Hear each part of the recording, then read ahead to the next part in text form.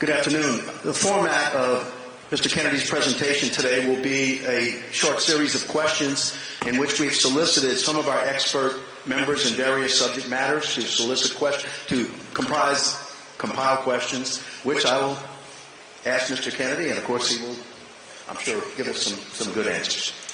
The first, obviously, and probably the most all-consuming issue for sheriffs, Mr. Kennedy, has been the border crisis and immigration. We appreciate the fact that you've traveled to the border multiple times to see the crisis firsthand. Our first question comes from Border Sheriff Benny Martinez of Brooks County, Texas. And it is, with the past two presidents running, what would you do differently and the same than these prior administrations when it comes to the border crisis as well as immigration? And what policies would you keep in place? Thank you for Sheriff Champagne, and I just want to say how grateful I am to be here today. I grew up in a rural area, and I've lived in rural areas in South Dakota and Alabama and other states, but I grew up in a rural county in Virginia, and the sheriff was an iconic, almost heroic figure in all of those counties. I just learned, actually, that a friend of mine who was the sheriff of Lowndes County, where I lived for almost a year, just died in the line of duty. I learned that from Sheriff Champagne. I knew him very, very well. So I want to thank all of you for your service. You are the visible presence of government to most of the people in large parts of America, and so many people look up to you as role models and as foundation stones for the community. So I want to thank you for your service to our country and to Americans. The border, I've been to the border on several occasions, different parts of the border. The first time I went down to Yuma, Arizona, I saw something that really astonished me. I arrived at 2 o'clock in the morning, and I watched 300 people come through a gap in the wall between 2 and 4 a.m. They were being transported in giant white buses that were owned by the Sinaloa drug cartel. And they were coming, there were 55 people in each bus. The first 2 buses that came across were 110 young men from West Africa, all military age. And I didn't get a chance to talk to them because when I got there, they were already in the process of being processed by the Border Patrol. The second 2 buses that came across were mainly people from Asia. The entire evening, I only saw 2 people from Latin America, 1 family from Colombia, and 1 from Peru. And they were the only ones with asylum claims. Everybody else, I interviewed them all, said we're here to get jobs. They came across with total confidence, knowing exactly what was going to happen to them with their cell phones. They had purchased, I guess you'd call it tickets, but they were responding to ads that the Mexican drug cartels are running on YouTube and on TikTok all over the world. They were coming from everywhere saying, for $10,000, we will get you into the United States. And they tell them every step of the way what's going to happen to them. I spent a lot of time with the Border Patrol. Chris Clem, who is the former chief of the Border Patrol, is working with me very closely on my campaign, and I met him on that trip and became very close friends with him. I met with many, many dozens of Border Patrolmen. I met with sheriffs and law enforcement on both sides of the border, and of course local ranchers and the people in Yuma whose lives are being destroyed. The Border Patrol had, I was told, 9 suicides in the previous year because they're not allowed to do their job. Instead of defending our country against this invasion, they're being asked to. The only thing they do is they process people at the border, meaning they look at see if they have a criminal record. If they don't have a criminal record, they transport them. They're like Uber drivers.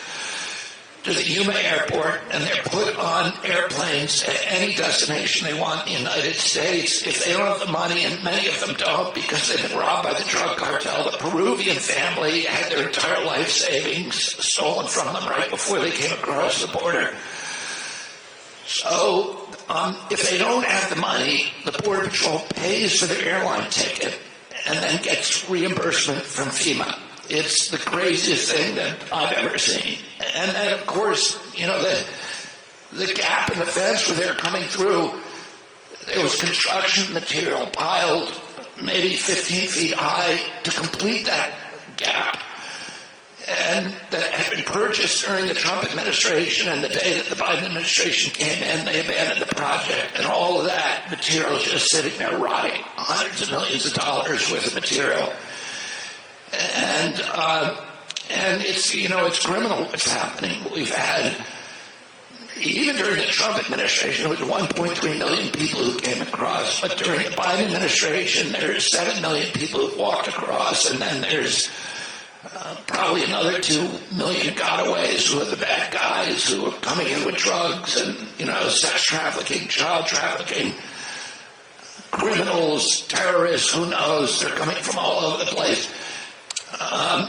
And it's just, you know, it's unsustainable. I spent a couple of days in Yuma just talking to people about the impact on the local community. And I visited a hospital, the community hospital, a very beautiful hospital in Yuma. They have a maternity ward with 23 beds in it.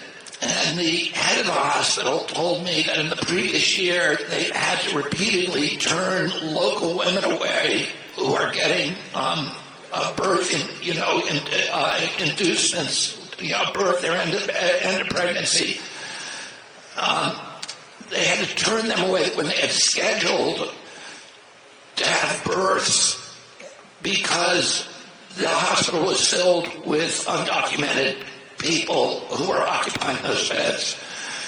And the hospital had paid out, I believe it was $9 million the previous year of unreimbursed expenses to take care of illegal migrants. So that was just a hit that the local community has to absorb. They get no help from the federal government.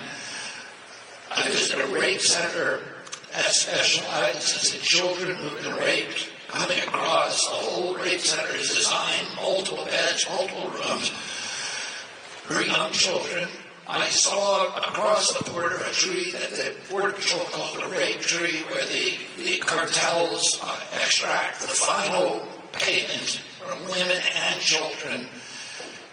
And it's just horrific. And, you know, this is what's happening in a border town.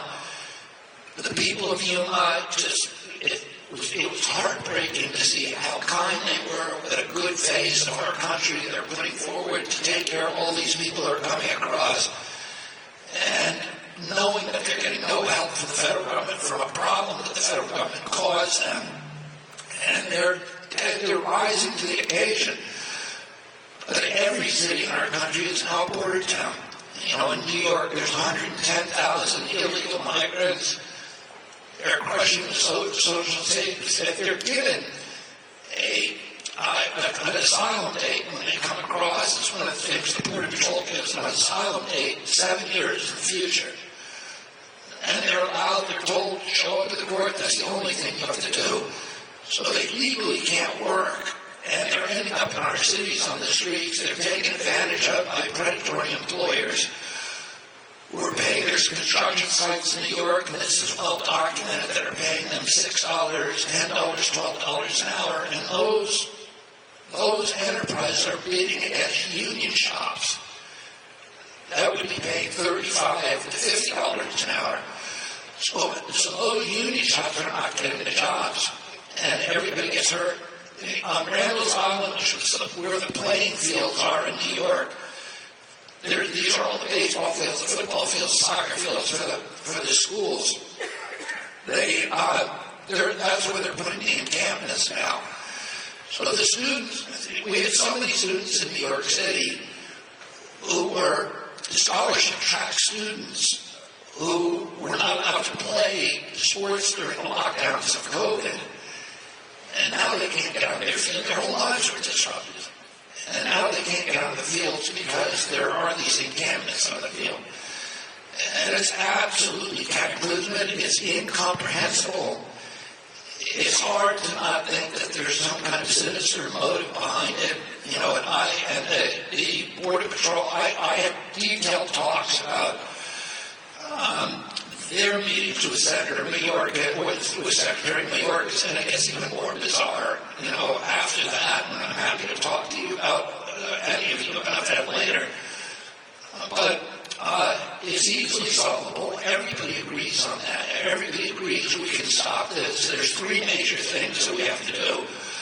One is we have to plug those 27 gaps in the wall. You don't need a 20-foot, 5-foot wall all the way from Brownsville, Texas, 2,200 miles to San Diego. But you do need it in the urban areas where migrants can come across and disappear very quickly. In the rural areas, you need fencing and you need access roads. And the fencing had been constructed during the Trump era, but it was literally, a lot of it was dismantled.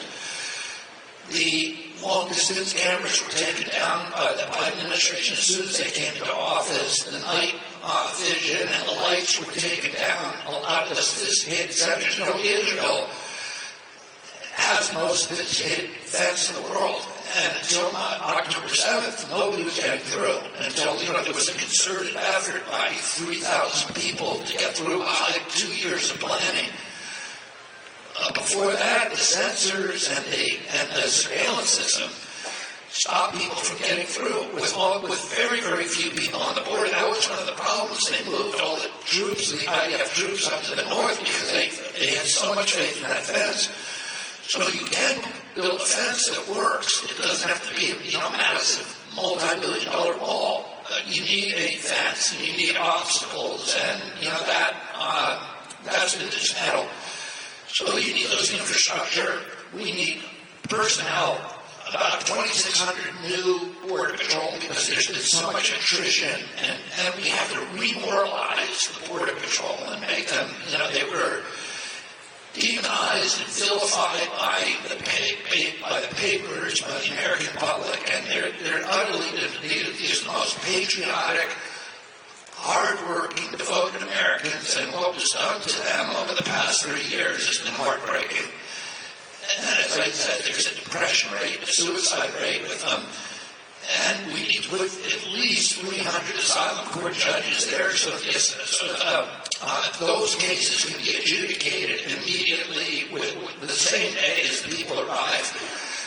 And finally, we need policy changes. One is, most importantly, we revivify the Migrant Protection Act, which is the act that requires asylum seekers who arrive from other countries into Mexico to remain in Mexico until their case has been adjudicated. And secondly, the catch and release program that was the Biden administration program needs to be changed into catch and return. If I get elected president, I'm going to seal the border and make it impervious. You cannot have a nation, no nation can survive with an open border. I strongly believe that we should have a humane immigration policy that reflects the compassion of our country and the high values of our country and the fact that we're all immigrants. There has to be legal immigration. We need wide gates. We need to give easier path to citizenship, quicker path to citizenship. There are 10 million businesses in this country that need workers right now, foreign workers. We need foreign workers to come in because our birth rate has dropped. And if we're going to keep Social Security solvent, we do need workers, but we can't be bringing in people illegally. And, I worked. My father was very close to Cesar Chavez during his lifetime, and after my dad died in 1968, I worked with Cesar Chavez for almost 2 decades. Mainly, I was working with him on pesticide issues, which disproportionately harm Hispanic farm workers. But he had 2 big issues the last 2 decades of his life, and one is reducing the impact of pesticides on farm workers. The other issue was sealing the border.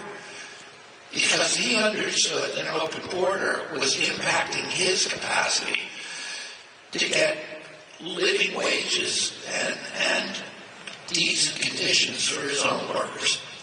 And so, anybody who's arguing that this is a humanitarian impulse has not been down there and has no clue about what the situation is. This is not there's nothing humanitarian about what's happening there. The immigrants who are being sucked into this process with these promises, $10,000 we're going to get you across, they then get raped, they get robbed, they get exploited, they get extorted, and they get abused by the cartels on their way over, and then they come up here, and there's really no future for them because legally they're not allowed to work. So I think it's the obligation of any president to control the border, to seal it, and have an immigration policy that actually functions to help our country. Thank you. Thank you.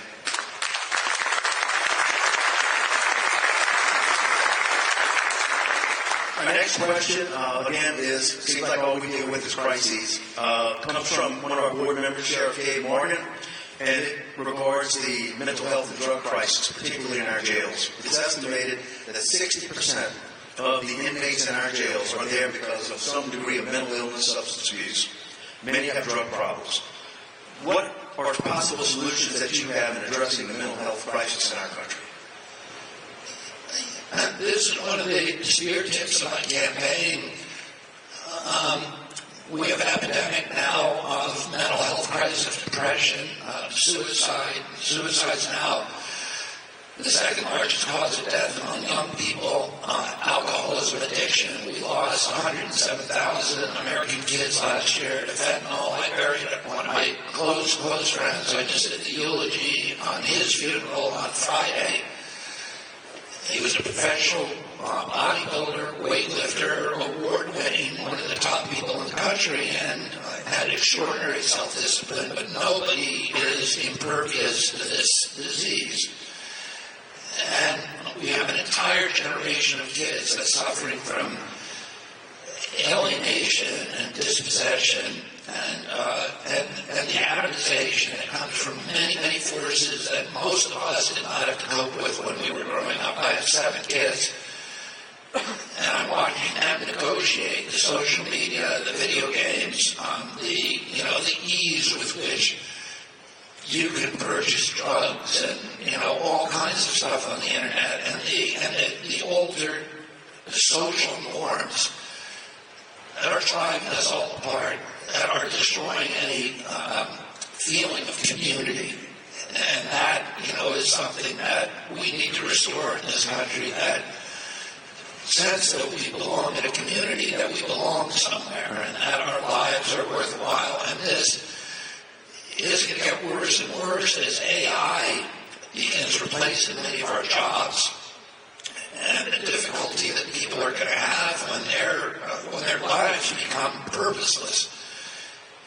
Work does not just give you money, it gives you a sense of self, and it gives you a sense of belonging to your community and a sense of importance.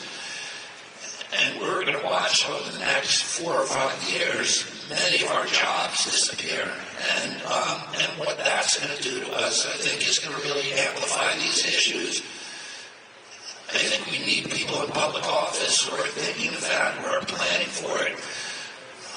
One of the things that I'm going to do, which is going to be my moonshot program, my uncle has a moonshot program with the Peace Corps program, my program, is going to be to put healing farms in rural areas all over the country. Right now, we have, marijuana is legal in many states, effectively legal in most states, but it's not federally legal. It's still Schedule I federally, which means the federal government can't tax it, so it's being sold all over the place. But there's all kinds of problems because the people who sell cannabis can't claim tax on it, and they can't bank their money, and that's causing another problem.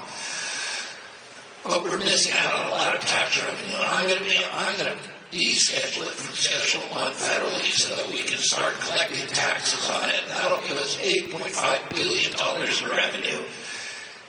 And I'm going to devote that money to treating addiction, loneliness, mental illness in our country. And the premier program is to create these healing farms in rural areas. Right now, the biggest industry in rural areas in our country is prisons. And I'm going to give those prisons a competition, which is these healing farms where people can go and where they'll grow their own food, organic food, and good high-quality food. And part of the mental illness problem is also associated with processed foods. That's very well documented. And where there's not going to be any screens, there's not going to be any TVs or computer screens or cell phones, and people will basically get reparented, be forced to talk to each other and react to each other. And this will be available for free, paid for by the marijuana tax, and it will be available to people who are on illegal drugs, but also on SSRIs and benzos and Adderall and want to get off of it. The model for this program is a program they have in Italy called San Patrinanos. I had a family member who went there and had a life that's transformed. There's 2,000 kids on that farm. They have a 10,000-acre vineyard. They have dog kennels to teach people that. They teach the trades. They have a bakery. They have a wallpaper factory. They have an apparel factory. They have a furniture factory. And people learn skills, and when they leave, they leave. One of the things that I was talking with the chief about before is that we no longer have shop. We no longer teach the trades in high school. When I was a kid, there was shop. Every school I went to, there was shop classes where you could learn the trades. You could learn carpentry, electrician. Today, they don't teach that anymore. The federal government will pay for you to go to college. Will give you a loan to go to a 4-year college, but not to a trade school. And I'm going to change that because the trade schools are what we really need to begin training our kids in. You know, the AI is going to take all of our jobs. But the last job it's going to take, Elon Musk at first is going to take our job, and it's going to kill us. The jobs we originally thought it was going to go after blue-collar jobs. Drivers, which are going to get hurt. About 40% of the jobs in this country involve driving. But now we've realized that it's actually going after white-collar jobs. It's going after creative jobs. It's going after artists. It's going after accountants. It's going after many kind of attorneys. My wife is an actress, and she just got off a strike. The main issue in that strike is the use of images by AI to de-employ actors. So all of those jobs are targeted. The one job, the last job that people are going to lose are the trades. If you get a toilet that overflows in the middle of the night, you're still going to need a plumber to climb up your staircase. You're going to need electricians to crawl in your crawl space. You're going to need HVAC engineers. These are the last jobs that are secure. And those are the jobs that will teach people on these healing farms. And when you leave, you'll be reparented. You'll learn to do basic skills like be reliable, show up on time, talk to people, be honest, be responsible, be respectful of authority, and you'll be ready to participate in society and community again. There are already dozens of communities in this country, and I just made a film about them that are already based upon the San Patrinato model, are doing in Salt Lake City. There's one called The Other Side that is downtown. It has 5 city blocks.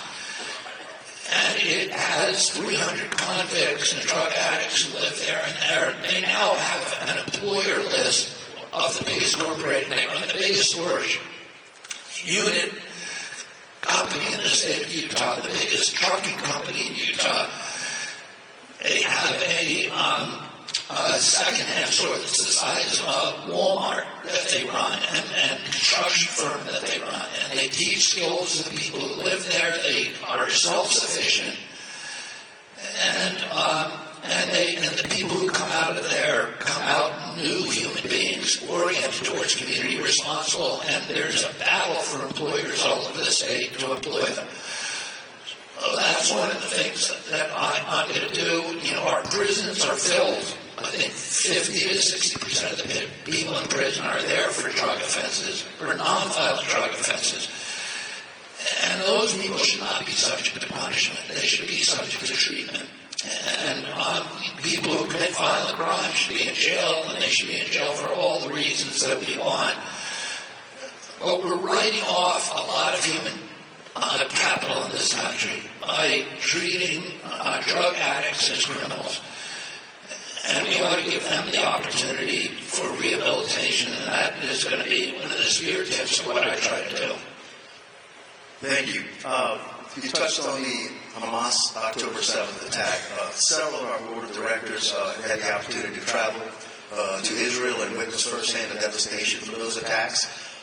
We're obviously feeling consequences of that in the form of violent protest and security fears, who's coming across the border. We'd like your thoughts on, if you were president tomorrow, what course of action in consideration of foreign policy dealings with Israel and the war with Hamas and what appears to be a looming war with Hezbollah, what action would you take and what are your thoughts on that? I'm against wars. Normally, I don't think that I think in the last 100 years, probably only one of the wars that we fought was a moral war, which was World War II. The other wars were all wars of choice. And I believe the Ukraine war is a war of choice that I'm going to settle immediately. If the war in Israel is different, it's a defensive war, just like World War II was. We were attacked in World War II. An implacable enemy that was sworn to our destruction, and that is what Hamas is. Hamas is a group that in its charter, it says that its only purpose is the annihilation of Israel. And it actually says in its charter that it's against Islamic law to even negotiate with Israel, except as a ruse. And Hamas, Israel today is in a five-front war with Iran and Hezbollah, Hamas in Gaza, the Houthis in Yemen, Islamic Jihad, and other groups in Syria and Iraq are all at war, are all acting as proxies for Iran, which is pledged to annihilate Israel, to establish an Islamic caliphate and to dominate the Mideast. I'm very pro-Palestinian. My father was killed in part by a Palestinian who was part of the ambush who killed him and pled guilty to my father's murder. My brother was hijacked by Palestinians in 1973. And his plane was flown into Yemen, and then he was held by people who were demanding the release of the man who pled guilty to my father's murder. And ultimately, the jet, the 747, was blown up in the desert. Ultimately, my brother was released. But I've spent a lot of years advocating for the past 5 or 6 years for Sirhan's release. I've been to visit him in prison for other reasons that we don't need to go into here because I believe that his continued confinement is unjust. So I follow justice, and I look at what's happening. I'm pro-Palestinian. The worst thing that's happened to the Palestinians is Hamas. I'll tell you this. The Palestinians, people in the West Bank and Gaza, have gotten more international aid than any group in the history of the world. So after World War II, we built 17 decimated nations in Europe with the Marshall Plan, beginning in 1948. And we rebuilt Europe. The average donation per capita was $626 and $23 per person in those nations. In the past 20 years, we've given Palestinians $8,600 per capita. So 16 times what we gave to rebuild Europe. the Palestinians today are worse off than we found them. There's a 47% unemployment rate. Why is that?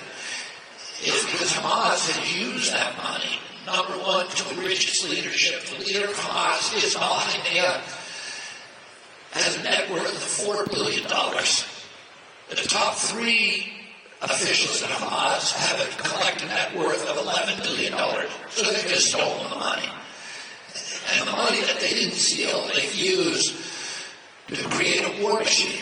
They built 300 miles of tunnels in an entire underground city where there's arms depositories, armories, command centers, and smuggling operations to bring weapons in.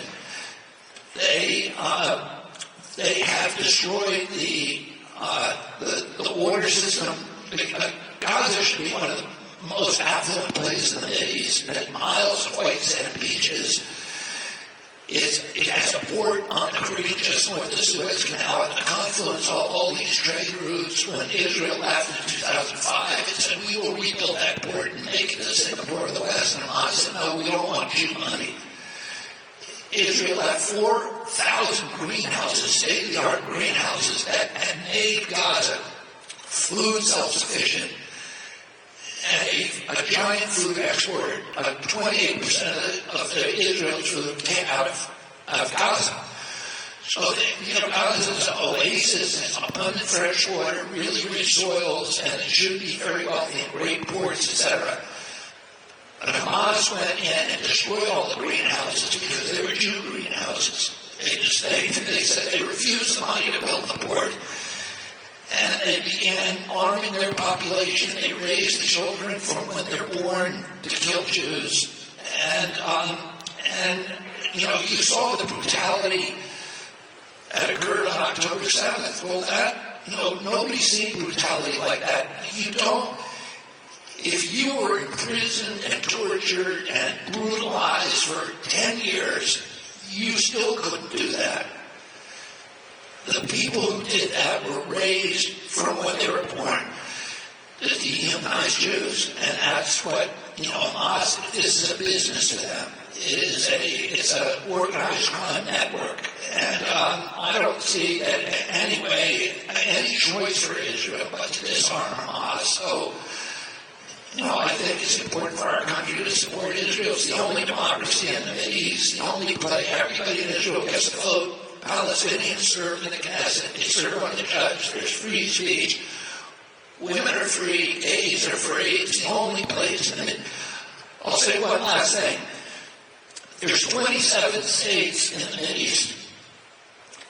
All of them have official religions and apartheid-like rules, except for one, Israel. Israel is the only state in the Middle East that does not have an official religion. The rest of them do. There's 82 states in the world with official religions. Christian states, Buddhist states, Catholic, Anglican, Hindu states. The Jews have one state, but there's no official religion. Everybody can practice any religion they want. There's 20% of the population is Palestinians.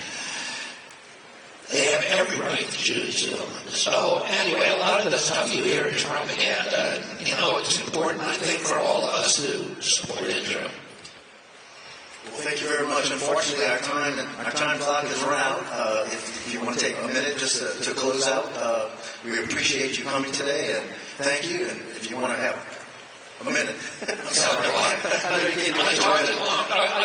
I want to thank you for your service to our country. My father was the chief law enforcement agent officer in the country. He was the Attorney General of the United States of America when he ran in 1968. He got support from the police. He got support from white. He would go to Watts and say law and order is important. And he believed that, and that's one of the reasons he was able to unite people in this country, is because he believed that for every community, law and order begins, stability, prosperity, community begins with laws that are enforced, that people can rely on, and that are enforced, of course, compassionately. but we need law enforcement. And, what you do is the foundation stone of American community. It's the foundation stone of our country. It's the beginning of local democracy. And everything we do, everything that we're successful, begins at your level of democracy. So I'm grateful to you, and thank you for having me here today. Thank you for taking the time to come see us today.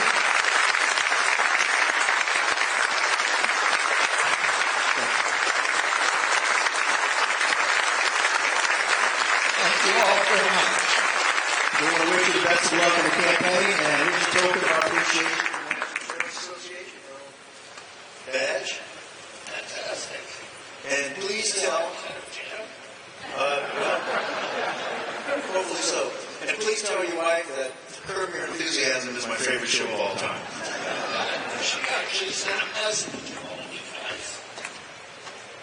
Should I go ahead? You know, my wife is. Cheryl Hines on Curb Your Enthusiasm.